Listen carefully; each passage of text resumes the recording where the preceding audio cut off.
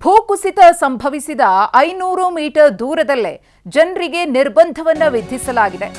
ಕೇರಳದ ವಯನಾಡ್ನಲ್ಲಿ ಆದಂತಹ ಭೂಕುಸಿತದ 500 ಮೀಟರ್ ದೂರದಲ್ಲೇ ಜನರಿಗೆ ನಿರ್ಬಂಧ. ಯಾವುದೇ ವಾಹನವನ್ನು ಬಿಡದಂತೆ ಪೊಲೀಸರನ್ನ ನಿಯೋಜನೆ ಮಾಡಲಾಗಿದೆ.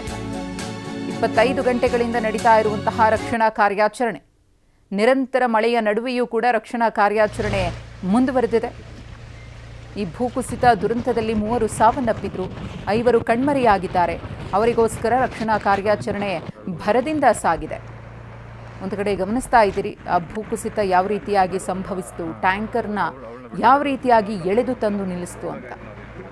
ಅಲ್ಲಿದ್ದಂತಹ ದಂಪತಿ ಕೂದಲೆಳೆ ಅಂತರದಲ್ಲಿ ಬಚಾವಾಗ್ತಾರೆ. ಮತ್ತೊಂದು ಕಡೆ ಎನ್ಡಿಆರ್ಎಫ್ ತಂಡದಿಂದ ರಕ್ಷಣಾ ಕಾರ್ಯಾಚರಣೆ ಸಾಗಿದೆ. ಈ ಕುರಿತು ಮತ್ತಷ್ಟು ಮಾಹಿತಿಯನ್ನು ಕೊಡೋದಕ್ಕೆ ನಮ್ಮ ಪ್ರತಿನಿಧಿ ರಾಮ್ ಇದೀಗ ನೇರ ಸಂಪರ್ಕದಲ್ಲಿದ್ದಾರೆ. ರಾಮ್, ಗಮನಿಸ್ತಾ ಇದ್ದೀವಿ ರಕ್ಷಣಾ ಕಾರ್ಯಾಚರಣೆ ಭರದಿಂದ ನಡೀತಾ ಇದೆ. ಅದರ ಜೊತೆಗೆ ಒಂದಷ್ಟು ಮುಂಜಾಗ್ರತಾ ಕ್ರಮಗಳನ್ನು ತೆಗೆದುಕೊಂಡಿದ್ದು ಜನಸಾಮಾನ್ಯರಿಗೂ ಕೂಡ ಅಲರ್ಟ್ ಮೆಸೇಜ್ ಅನ್ನ ಕೊಡಲಾಗಿದೆ. ಸದ್ಯದ ಪರಿಸ್ಥಿತಿ ಹೇಗಿದೆ ಅಂತ ರಾಮ್ ಅಲ್ಲಿ?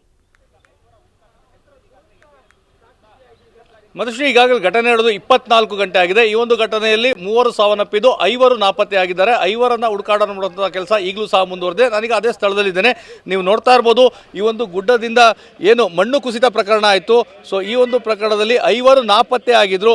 ಸೊ ಆ ನಾಪತ್ತೆ ಆದಂಥವ್ರನ್ನ ಹುಡುಕಾಟದಲ್ಲಿ ಎನ್ಡಿಆರ್ಎಫ್ ತಂಡದವರು ಇರುವಂಥದ್ದು. ಸೊ ಪ್ರಮುಖವಾಗಿ ಈ ಒಂದು ಘಟನೆಗೆ ಸಾಕ್ಷೀಭೂತವಾಗಿದ್ದಂಥದ್ದು 2 ವಿಡಿಯೋಗಳು. ಒಂದು, ಆ ಬಸ್ ಏನು ಕೊಚ್ಚಿ ಹೋಗಿತ್ತು ನೀರಿನ ಒಳಗೆ, ಅದೊಂದು. ಮತ್ತೆ ಎರಡನೆಯದು ಆ ಟ್ಯಾಂಕರ್ ಬಂದಂತಹ ಒಂದು CC ಕ್ಯಾಮ್ರಾ ದೃಶ್ಯಗಳು. ನೀವು ನೋಡ್ತಾ ಇರ್ಬೋದು ಆ ಒಂದು ಟ್ಯಾಂಕರ್ ಅನ್ನ. ಸೊ ಆ ಟ್ಯಾಂಕರ್ ಇಲ್ಲೇ ಸ್ಥಳದಲ್ಲೇ ಇರುವಂತದ್ದು. ಸೊ ಇದು ಕರ್ನಾಟಕದ ರಿಜಿಸ್ಟ್ರೇಷನ್ ಹೊಂದಿರುವಂತಹ ನೀರಿನ ಟ್ಯಾಂಕರ್ ಇದಾಗಿದೆ. ಅಂದರೆ ಈ ಒಂದು ಸುರಂಗದ ಕಾಮಗಾರಿಯ ನಡೀತಾ ಇತ್ತು, ಸುರಂಗದ ಕಾಮಗಾರಿ ಸ್ಥಳ ಇತ್ತು, ಅಲ್ಲಿಗೆ ನೀರನ್ನು ಪೂರೈಕೆ ಮಾಡಲಿಕ್ಕೆ ಬೇಕಾದಂತಹ ಒಂದು ವ್ಯವಸ್ಥೆಯನ್ನು ಮಾಡುವಂಥ ಕೆಲಸವನ್ನು ಮಾಡ್ತಾ ಇದ್ರು. ಸೊ ಈ ಒಂದು ನೀರಿನ ಟ್ಯಾಂಕರೇನೆ ಆ ಒಂದು ಸೇತುವೆಯ ಬಳಿ ಆ ಒಂದು ಕಾಮಗಾರಿ ನಡೆಯುವ ಸ್ಥಳಕ್ಕೆ ಹೋಗುವಂಥ ಸಂದರ್ಭದಲ್ಲೇ ಆ ಒಂದು ದುರ್ಘಟನೆ ಸಂಭವಿಸಿತ್ತು. ಈ ಒಂದು ಟ್ಯಾಂಕರ್ನ ಚಾಲಕ ಆ ಸಂದರ್ಭದಲ್ಲಿ ನೀವು ದೃಶ್ಯಗಳಲ್ಲೂ ಸಹ ಗಮನಿಸ್ಬೋದು, 2-3 ಬಾರಿ ಯೋಚನೆ ಮಾಡ್ತಾನೆ, ಆತ ಕಾಮಗಾರಿ ಸ್ಥಳಕ್ಕೆ ಹೋಗ್ಬೇಕಾ ಬೇಡವಾ ಅಂತೇಳಿ. ಒಮ್ಮೆ ಮುಂದೆ ಹೋಗೋದು, ರಿವರ್ಸ್ ತಗೊಳ್ಳುವಂಥ ಕೆಲಸವನ್ನು ಮಾಡ್ತಾನೆ. ಕೊನೆಗೆ ಆತನಿಗೆ ಯಾವುದೇ ಅವಕಾಶವನ್ನು ಅದು ಕೊಡೋದಿಲ್ಲ. ಅದನ್ನು ರಭಸವಾಗಿ ಬಂದಂತಹ ಆ ಒಂದು ಮಳೆಯ ನೀರಿನ ಕೆಸರು ಮಿಶ್ರಿತ ನೀರು ಸಂಪೂರ್ಣವಾಗಿ ಕೊಚ್ಚಿಕೊಂಡು ಬರುವಂಥದ್ದು. ಮತ್ತು ನೀವು ನೋಡ್ತಾ ಇದ್ದೀರಾ ಕರ್ನಾಟಕ ರಿಜಿಸ್ಟ್ರೇಷನ್ನ ಗಾಡಿಯನ್ನು ರಾಮನಗರ ಜಿಲ್ಲೆಯ RTO ರಿಜಿಸ್ಟ್ರೇಷನ್ ಹೊಂದಿರುವಂಥದ್ದು. ಸೊ K42B9671 ಅಂತೇಳಿ ದಿಲೀಪ್ ಬಿಲ್ಡ್ಗಾನ್ ಲಿಮಿಟೆಡ್ಗೆ ಇದು ಸೇರಿದಂಥ ಇದೇ ಒಂದು ಟ್ಯಾಂಕರ್ ಆಗಿತ್ತು. ನಿನ್ನೆಯ ಘಟನೆ ಎಷ್ಟು ಭೀಕರವಾಗಿತ್ತು, ಭಯಂಕರವಾಗಿತ್ತು ಅನ್ನೋದಕ್ಕೆ ಸಾಕ್ಷೀಭೂತವಾಗಿರುವಂಥದ್ದು ಈ ಒಂದು ಟ್ಯಾಂಕರನ್ನು ಆ ಕೆಸರು ಮಿಶ್ರಿತ ನೀರು ಕೊಚ್ಚಿಕೊಂಡು ಬರುವಂಥದ್ದು. ಈ ಒಂದು ಟ್ಯಾಂಕರ್ನ ಮುಂಭಾಗದಲ್ಲೇ ಇಬ್ಬರು, ಅಂದರೆ ಅಲ್ಲಿ ಆಯತಪ್ಪಿ ಬೀಳ್ತಾರೆ, ತಮ್ಮ ಪ್ರಾಣವನ್ನು ಉಳಿಸ್ಕೊಳ್ಳಿಕ್ಕೆ ಏನು ಓಡೋಡಿ ಹೋಗ್ತಾ ಇರ್ತಾರೆ, ಆಯತಪ್ಪಿ ಬೀಳ್ತಾರೆ. ಅಲ್ಲಿ ಮಹಿಳೆಯ ಒಂದು ಕಾಲು ಕೆಸರಿನಲ್ಲಿ ಸಿಲುಕುವಂಥ ಕೆಲಸ ಆಗ್ತದೆ. ಆ ಸಂದರ್ಭದಲ್ಲಿ ಅಲ್ಲೇ ಇದ್ದಂತಹ ಮತ್ತೊಬ್ಬರು ಅವರ ಸಹಾಯ ಹಸ್ತವನ್ನು ನೀಡಿ ಸೊ ಅವರಿಗೆ ಸಹಾಯ ಮಾಡುವಂಥ ಕೆಲಸವನ್ನು ಮಾಡ್ತಾರೆ.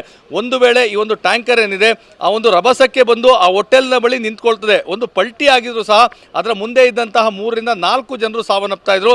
ಆದರೆ ಆ ಒಂದು ಘಟನೆ ನಡೆದಂಥ ಸಂದರ್ಭದಲ್ಲೂ ಇದರಲ್ಲಿದ್ದಂಥ ಚಾಲಕ ಆ ಒಂದು ಟ್ಯಾಂಕರ್ನ ಒಳಭಾಗದಲ್ಲೇ ಕುಳಿತುಕೊಂಡಿರ್ತಾನೆ. ಸೊ ಆ ಟ್ಯಾಂಕರ್ ನಿಂತ ನಂತರವಷ್ಟೇ ಆತ ಟ್ಯಾಂಕರ್ನಿಂದ ಇಳಿದು ಹೋಗುವಂಥ ದೃಶ್ಯ ಸಹ ಸೆರೆಯಾಗಿದೆ. ಹೀಗಾಗಿ ಈ ಒಂದು ಘಟನೆಗೆ ಆ ಒಂದು ಎಲ್ಲರನ್ನೂ ಸಹ ಬೆಚ್ಚಿ ಬೀಳಿಸಿತ್ತು ಆ ಟ್ಯಾಂಕರ್ನ ಪರಿಸ್ಥಿತಿ. ಯಾಕಂದರೆ ಟ್ಯಾಂಕರ್ನಂಥ ಟ್ಯಾಂಕರ್ ಅಷ್ಟೊಂದು ತೂಕ ಇರುವಂಥ ಟ್ಯಾಂಕರನ್ನೇ ಅಷ್ಟೊಂದು ರಭಸವಾಗಿ ತಳ್ಕೊಂಡು ಬಂದಂಥ ಸಂದರ್ಭಗಳಲ್ಲಿ ಅದಕ್ಕೆ ಸಿಲುಕಿದಂಥವ್ರು ಏನಾಗಿರ್ಬೋದು ಅಂತೇಳಿ. ಹೀಗಾಗಿಯೇ 5 ಏನು ನಾಪತ್ತೆ ಆಗಿದ್ದಾರೆ.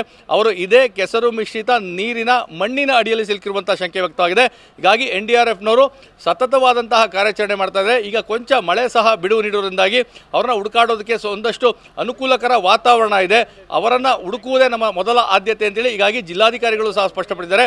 ಹೀಗಾಗಿ ಕೇರಳದ ವಯನಾಡಿನ ಕಲಾಡಿಯಲ್ಲಿ ಆದಂತಹ ದುರ್ಘಟನೆಯಲ್ಲಿ ಏನು 5 ನಾಪತ್ತೆ ಆಗಿದ್ದಾರೆ, ಅವ್ರನ್ನ ಹುಡುಕುವಂತಹ ಕೆಲಸ ಈಗಲೂ ಸಹ ಮುಂದುವರೆದಿದೆ. ಮಧುಶ್ರೀ, ಧನ್ಯವಾದ ರಾಮ್ ತಮ್ಮ ಮಾಹಿತಿಗಾಗಿ.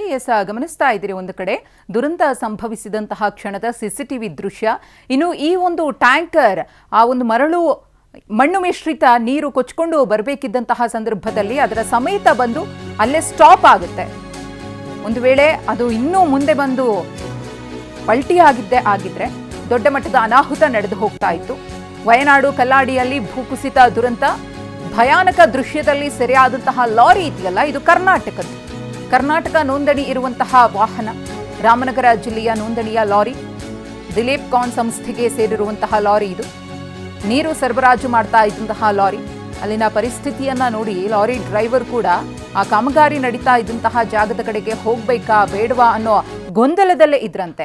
ಅಷ್ಟೊತ್ತಿಗಾಗಲೇ ಈ ಒಂದು ಭೂಕುಸಿತ ಸಂಭವಿಸಿ ಆ ಮಣ್ಣು ಮಳೆ ನೀರು ಮಿಶ್ರಿತ ಸಣ್ಣ ಪುಟ್ಟ ಗಿಡ ಮರದ ಗಂಟೆಗಳೆಲ್ಲವೂ ಕೂಡ ಯಾವ ರೀತಿ ನುಗ್ಗಿ ಬಂದು ಅಲ್ಲಿ ದುರಂತವನ್ನು ಸಂಭವಿಸುವಂತೆ ಮಾಡಿಬಿಡ್ತು ಅಂತ.